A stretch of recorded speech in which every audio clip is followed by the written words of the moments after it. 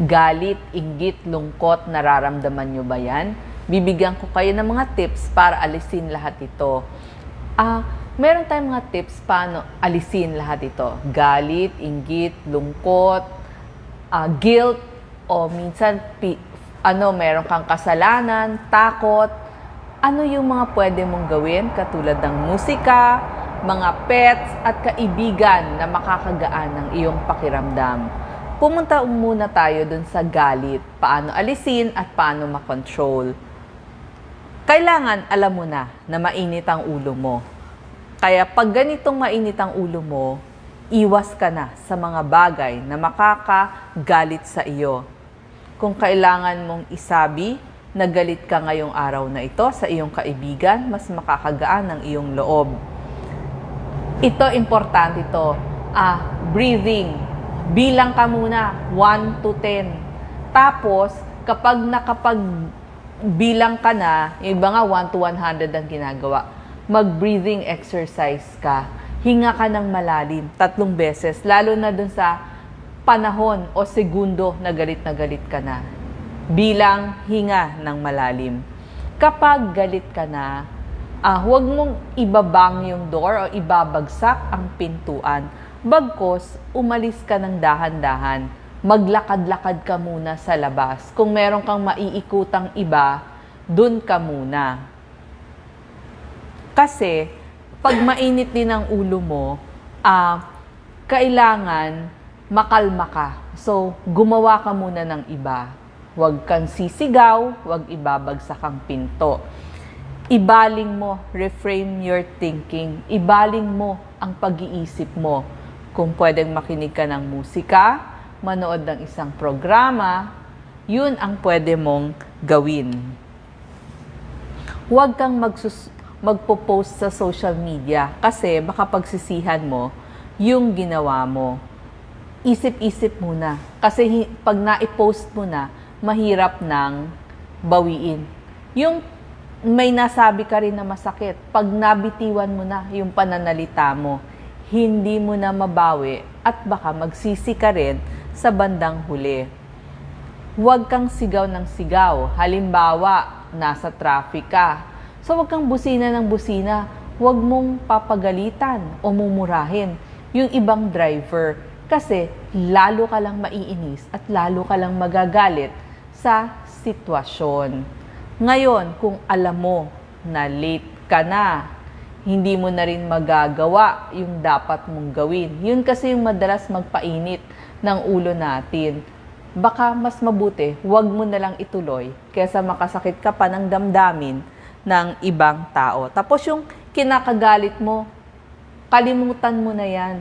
Kasi pag paulit-ulit ka na yun ang iniisip mo, hindi ka na makakaalis dun sa sitwasyon. Next, dun naman tayo sa inggit o selos. Normal na mainggit at magselos sa ibang tao. Pero meron kang mga pagbabago na pwedeng gawin. So, tanggapin mo. Honest ka na naiinggit ka. Ang gagawin mo dito, magsikap ka. Kung ano yung nagustuhan mo na ikinaka-selos mo dun sa iba. Isipin mo, meron ka ring talento. So, meron kang own strength. Yung sarili mong talento, gamitin mo sa mabuting paraan para magawa mo yung gusto mo. Kapag pumasok sa isip mo na inggit ka o selos ka, gumawa ka ng isang project, halimbawa, project sa bahay mo. So, yung focus mo, yung strength mo, ilagay mo sa isang bagay. So in a way, mas naging productive yung pagkainggit mo or yung pagkaselos mo. So nasa sayo, ikaw ang mag-take charge sa sarili mo, paano mo gagawin o ibaling ang iyong inggit o ang iyong selos. Siguraduhin mo din na mabuti at perpekto ang pagkakagawa mo para happy ka din in the end. I-appreciate mo yung sarili mo na marami ka rin namang positibong katangian sa iyong sarili. Kung ano man yung insecurities mo, tanggalin mo. Mas mag-aral ka, baguhin mo. Mas masaya ka sa ganong paraan. At syempre, mas maging mapagbigay ka at mabait sa iba. So in that way, mas maraming magmamahal sa'yo, hindi ka na masiselo. So ibig sabihin, i-shift mo rin yung iyong pananaw sa kagandahan ng buhay. So i-shift mo lang yung focus mo sa kagandahan ng ibang tao at sa kagandahan ng buhay. Ngayon, pumunta naman tayo dun sa depression symptoms. Meron itong mga, halimbawa may mga pagbabago sa buhay mo. Hiwalayan, namatayan, nawala ng trabaho, may problema o sakit. Natural lang na malungkot tayo. So, pwedeng ma-depress. Ano yung sintomas? Malungkot, low mood yon, parang wala kang pag-asa, either sobra ang kain mo o hindi ka makakain, hindi ka makatulog. Mabilis kang magalit o minsan naman parang pagod na pagod ka, wala kang lakas, wala kang energy. Tapos yung ginagawa mo, hindi ka makafocus, hindi ka makakonsentrate at nakakaramdam ka ng mga physical na nararamdaman katulad ng masakit ang ulo, masakit ang tiyan. Ano ang mga pwede mong gawin? So, palitan mo sa isipan mo o sa utak mo yung mga negatibong iniisip mo. Baka pwede mong palitan ng positive. Mas lumabas ka, tignan mo ano ang maganda mong mga katangian. Pwede kang magbasa ng isang magandang libro. Music, nakakatulong sa lungkot ang music. Or pwede kang manood ng isang magandang palabas o sine. Maligo ng matagal, mas nakaka-relax yan. Gumawa ka ng maliliit na trabaho na ikakasaya mo. Halimbawa, nakapag-grocery ka, nakapamalengke ka, or na-arrange mo yung refrigerator nyo, yung bahay nyo, nalinis mo. Ito din, napaka-importante nito. Yung pets kasi, pag nalulungkot ka, meron ka ng aalagaan. At ang maganda sa pets, nagbabalik ng pagmamahal sa isang tao. Hindi siya namimili. Kahit ano ka pa man, mamahalin ka niya. Tsaka lagi siyang naghihintay sa'yo. Alam niya kasi, nagbibigay ka ng pagmamahal. At siya naman in return, lagi rin naghihintay sa'yo. Tsaka maganda dun sa pets, hindi sila judgmental. Kahit ano ka pa, gusto ka nila. Tsaka hindi ka na mag-iisa kasi meron ka ng kasama sa bahay, lalo na kapag nag-iisa ka sa bahay. Ito, maganda din to. Mag-volunteer ka. Gumawa ka ng maganda sa iyong kapwa. Pwede sa komunidad mo, sa simbahan mo, kahit nga sa barangay mo. Marami kang pwedeng ituro. Makikonnect ka dun sa mga kaibigan mo at saka sa mga kamag-anak nyo. Kahit malalayo, ngayon, high-tech na tayo, may cellphone, may laptop, pwede mo silang mahanap kahit saang parte ng mundo sila. Yung mga dating gusto mong ginagawa, kung nung bata ka, gusto mo laging nasa park o nasa museum, pwede mong balik-balikan yan. Maganda pa rin naglalakad-lakad o mag-biking. Mas maganda kung may isa kang favorite friend na gagawin mo yon. Tamang pagkain pa rin, tapos deep breathing, kasi with this, hindi ka magkakasakit. Kailangan mo ng oxygen sa buong katawan mo. At kung hindi ka man makatulog, at least humiga ka at magpahinga ka mga 7 to 8 hours a day. Pumunta naman tayo sa namatayan, kaya ka nalulungkot. Halimbawa, nawala yung iyong anak o nawala yung iyong partner or nakipaghiwalayan ang partner mo sa iyo.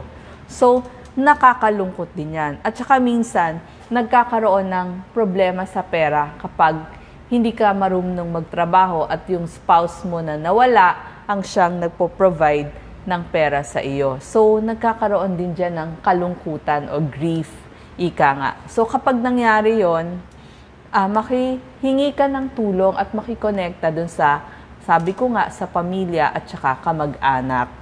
Tapos, baguhin mo yung routine mo, ibahin mo sa bahay at sa labas man. Kailangan alam mo na malungkot ka at kailangan mong humingi ng tulong. pwedeng sa kamag-anak, sa kaibigan, pero kailangan mo rin ng professional help. Hindi po, kasi meron tayong paniniwala, nako, pang siraulo lang ang humihingi ng tulong sa mga counselor, sa mga psychologist, at saka sa mga psychiatrist.